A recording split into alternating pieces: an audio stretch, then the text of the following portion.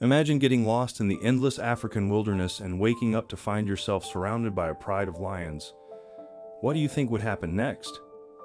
Deep in the heart of Africa, under the unforgiving glare of the midday sun, stretches the vast Lugari Wildlife Reserve, a place where nature rules with both beauty and brutality. Life flourishes here, but survival is never guaranteed. In this untamed land, an extraordinary story begins, not just of endurance, but an astonishing and unexpected connection between a young boy and the wild creatures that roam free. Zuberi, a young boy of 12, lived on the fringes of this untamed land where each day is marked by the struggle for sustenance. On one fateful day, drawn by the allure of the wilderness, he wandered too far, losing his way. Weak, parched, and on the brink of collapse, he stumbled forward, the weight of exhaustion pulling at his every step. The sun bore down on him mercilessly, and with each step, his body faltered as he fell to the ground, his consciousness slipping away. The wild world around him remained eerily still, but deep in the tall grasses, unseen by the boy, a powerful force was beginning to stir, one that would alter his fate forever. That very day, Zuberi was assigned a simple task: to gather firewood for his family. It was a familiar chore he had done countless times before. But today, something unusual happened. A playful and agile troop of monkeys caught his attention as they leaped from tree to tree. Their chatter and the rustling leaves beckoned him to follow, venturing further than he had ever gone before. With each step, he strayed further from the safety of his village. Drawn by the infectious energy of the monkeys, time slipped away unnoticed, and soon he lost sight of the familiar sights of his village. The trees grew denser, the air more stifling, and the monkeys' calls faded into the distance. Zuberi stopped and looked around, a growing sense of unease washing over him. He had gone too far.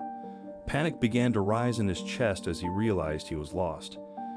In desperation, he ran, hoping to find his way back, but the wilderness seemed to close in around him. The path ahead was a maze, and every direction seemed the same.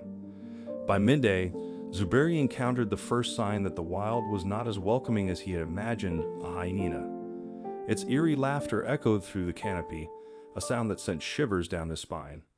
Fear surged through the boy as he turned and fled. But the wilderness was a labyrinth, and his frantic escape only further disoriented him. As the hours passed, exhaustion began to set in. His body ached, his energy waning with each step. In the heat of the afternoon, Zuberi tripped over a rock and fell to the ground. It was then that the full weight of his situation dawned on him. He was alone. He had no food, no water, and no way to find his way back. Fatigue overcame him, his body too weak to continue. In the silence of the wilderness, Zuberi's world went still as he slipped into unconsciousness, unaware that the wild world around him was about to change his life forever. As the day wore on, the silence of the wilderness was broken only by the soft footfalls of a group of creatures on the move. A pride of lions, kings of the savannah, emerged from the tall grass, their golden eyes scanning the land with quiet authority. Their gaze, sharp and unyielding, fell upon the boy lying motionless near the rocks.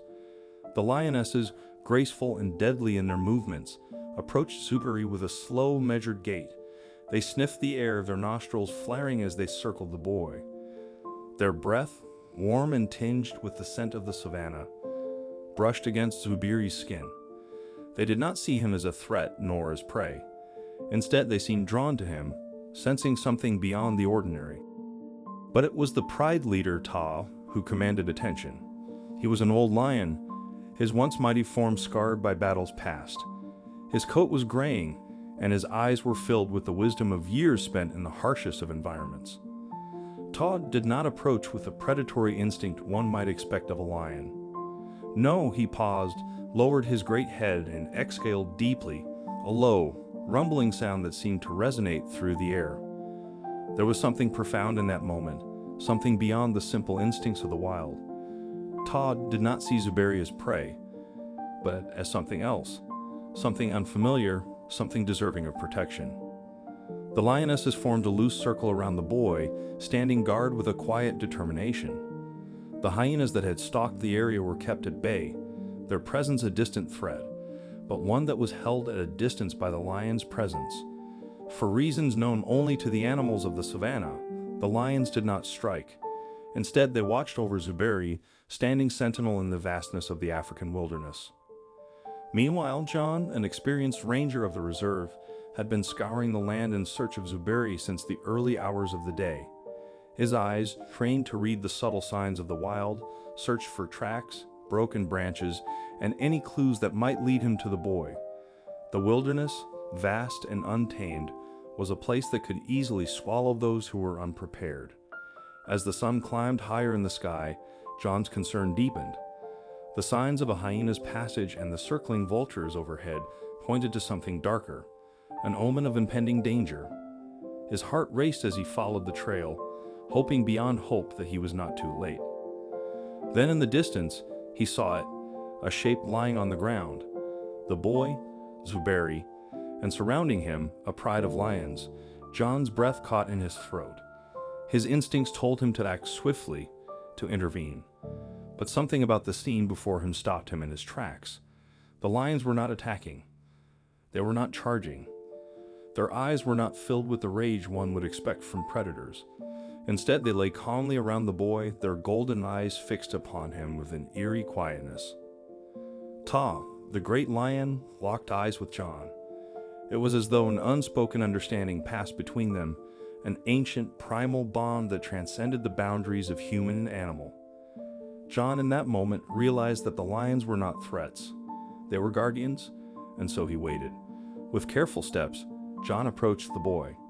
He spoke softly, his voice low and soothing, as though to reassure both Zuberi and the lions. The lionesses hesitated for a moment, their golden eyes shifting between the boy and the man. But Ta, the old lion, let out a low rumble, a sound that carried weight and authority. Slowly, the lions began to retreat one by one until the boy was left alone. With a sense of urgency, John moved to Zuberi's side.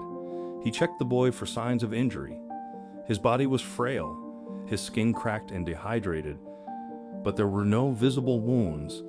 Without hesitation, John lifted Zuberi onto his back and began the long trek back to the jeep. As they moved through the dense undergrowth, John glanced over his shoulder.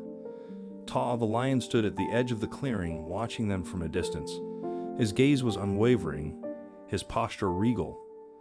It was as though the lion was waiting, ensuring that Zuberi would be safe. And as John drove toward the village, he knew that the wild had done something remarkable that day. When they returned to the village, the air was thick with emotion. Zuberi's mother, overcome with joy and relief, clutched her son tightly in her arms.